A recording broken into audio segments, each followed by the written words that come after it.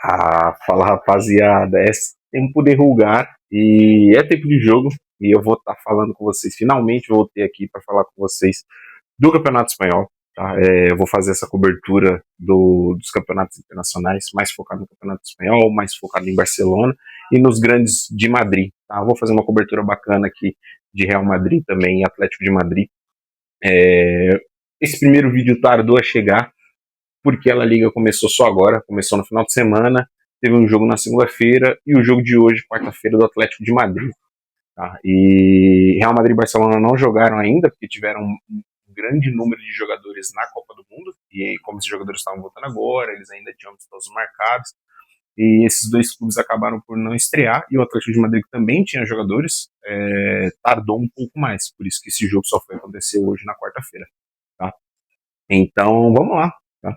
De novo, vou cobrir com vocês aqui o Campeonato Espanhol, vou cobrir com vocês todos os jogos, passando aqui do mesmo formato que o Vitor está passando e cobrindo o Campeonato Brasileiro. Ele faz o tempo de Santos, vou fazer o tempo de Barça. E também vou cobrir Liga dos Campeões para vocês. Tá? Não vou cobrir Europa League, porque o Vitor só cobre a Sul-Americana, porque o time dele está na Sul-Americana. Então, é isso que dá torcer para time em crise. Então, mais brincadeiras à parte, tá? Grande abraço pro Vitor. A gente vai passar por Liga dos Campeões, vamos passar por Copa do Rei também, né? Para passar por todos os títulos que os times espanhóis podem ganhar. E Supercopa da Espanha também, que é só 2 jogozinhos aí, não tem muita dor de cabeça com isso não. Fechou? Eu tô com equipamento novo, então teste de som aqui pra gente poder também ver como é que vai ficar os próximos vídeos, aonde vai ser melhor para plugar o microfone mais próximo, um pouco mais abaixo. Vou fazer que nem aqueles blogueiros ficam assim, ó, segurando o microfonezinho. Acho feio, acho que vai cansar meu braço. Até porque eu tenho que ter minha colinha aqui também. Show, rapaziada. Vamos lá, vamos começar então o Campeonato Espanhol. O Campeonato Espanhol teve abertura nesse último sábado. Tá? Começou a rodada com Alavés e Getafe. O primeiro jogo da rodada foi 3-0 Alavés. O Campeonato Espanhol também já começou com cartões vermelhos. Os gols de Alavés veio de Facundo aos 73 minutos, M. Dias aos 91 minutos e M. Rodrigues aos 94 minutos. O jogo demorou para começar, mas quando começou, o Alavés não parou de fazer gols. Claro que muito por conta do Kiko ter sido expulso do lado do Getafe, e ocasionou com que foi expulso aos 42 minutos, ocasionou que o Alavés tivesse um jogador a mais durante 45 minutos a mais do que o outro time. Sendo assim, 3-0 foi um resultado muito esperado para esse início de rodada. Fechou? De olho nesse Alavés, hein, rapaziada? Se montou um time interessante. Sevilha e Rayo Vallecano foi um jogo até um pouco mais polêmico. Tá? Um dos reforços do Sevilha perdeu a bola no começo do jogo, entregou, fez uma lambança junto com o goleiro, rolou a bola para trás e o Álvaro Garcia fez os gols aos 4 minutos. Aos 52 minutos, o John Guridi empatou de pênalti.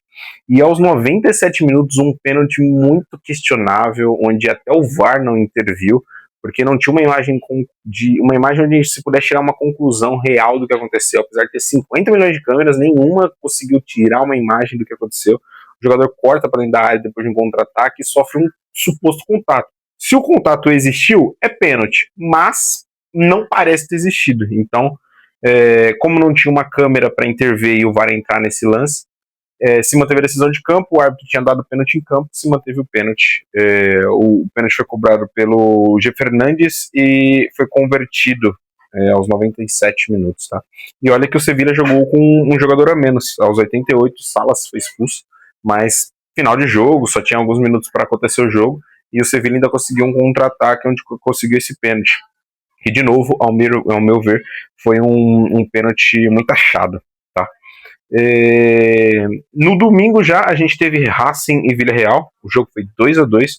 O placar foi aberto aos 21 minutos com Martim, de pênalti também, bastante pênalti já nesse começo de La Liga. Então na arbitragem geralmente tem bastante. Na La Liga é conhecida por um grande número de pênaltis, muitos a favor do Real Madrid, mas a gente não está aqui para falar disso ainda.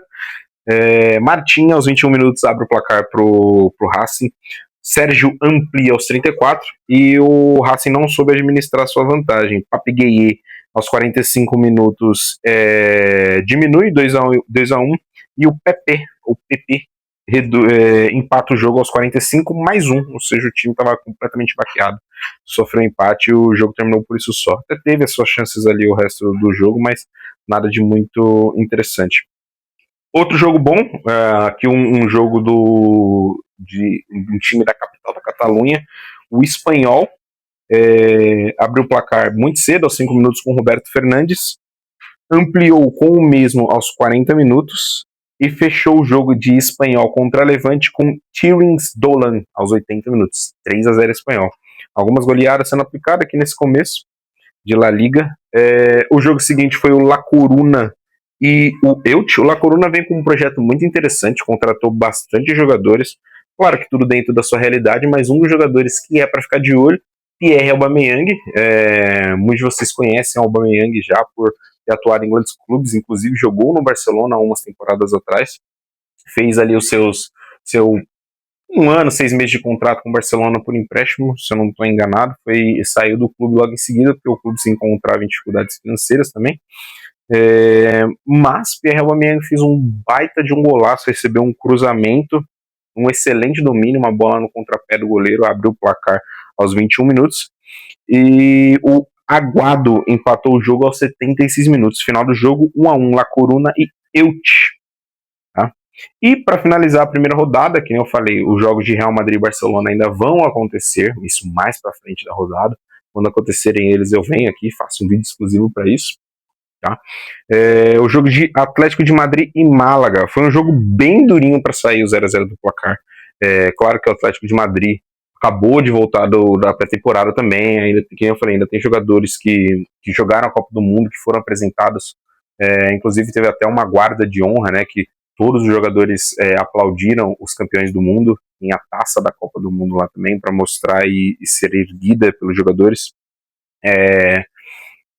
E todos eles foram apresentados individualmente, aplaudidos tanto pela equipe adversária quanto pela própria equipe. E os gols só vieram sair no segundo tempo, com Lee aos 70 minutos e com Baena aos 85. Um golaço de falta do Baena, tá? Muita dificuldade, tá, o Atlético de Madrid para sair desse 0-0 contra um time mais frágil, né? O Málaga subiu para a primeira divisão do Campeonato Espanhol essa temporada e também vive as suas, ainda com janela de mercado aberto. Vou fazer um vídeo com vocês das maiores e melhores contratações aqui desses clubes e das principais movimentações. Acontece muito de mercado interno aqui, então a gente vê muitos jogadores sendo transferidos de um clube para outro, ou empréstimos de jogadores de times grandes para times menores, para poder dar rodagem, né, minutagem para alguns jogadores de base e tudo mais.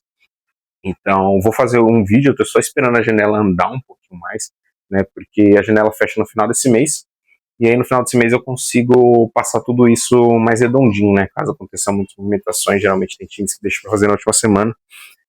Inclusive um dos jogadores do Atlético de Madrid, que é jogador titular dessa equipe, que é o Julián Álvares, não esteve em campo, porque ainda volta, né, da sua final de temporada da Copa do Mundo, não estava 100%, se eu não me engano também, e com isso deixou o time de Cholo Simeone nessa primeira rodada sem fazer parte, tá?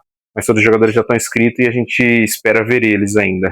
Não sabemos se vai ficar para o Atlético de Madrid, porque o nome dele tem sido muito especulado para o time do Barcelona. Mas, de novo, vamos falar de janela de transferências no final do vídeo, em outro vídeo. Então é isso, rapaziada, tá? Essa é a volta, a minha volta, né, do tempo de jogo. Não saiu, o Vitor não tá fazendo sozinho. Eu só não tenho esse trabalho de fazer a cobertura dos jogos do Brasileiro. Talvez eu apareça ali num vídeo ou outro, ou num grande jogo, um grande clássico que a gente possa ter aí. Mas o meu intuito é cobrir o Campeonato Espanhol e trazer todas as informações. Trago para vocês também a facilidade que hoje é acompanhar todos os jogos do Campeonato Espanhol. Eles estão disponíveis no YouTube. A mesma transmissão que transmitiu todos os jogos da Copa do Mundo. É aqueles caras lá, os caras são bons, os jogos são bons, as transmissões estão boas. Eu mesmo estou assistindo todos os jogos por lá também. Então, fiquem atentos que o jogo não vai parar. E eu voltei, né? Então, rapaziada, é isso. Espero que vocês tenham gostado. Esse é só para trazer um conteúdo mais leve. Talvez eu faça um vídeo de comparativo de se você torce para tal time, qual time você deveria acompanhar aqui no campeonato espanhol. Mas claro que a maioria das pessoas conhece os favoritos e tem os seus favoritos, como Barcelona e Real Madrid, e alguns até o Atlético de Madrid, alguns malucos. Então, aqui você vai conseguir acompanhar grandes craques da Copa do Mundo que jogaram e que estão aqui para mostrar o seu grande futebol durante o resto da temporada. Rapaziada, é isso. Um grande abraço para vocês. Tamo de volta! Até a próxima.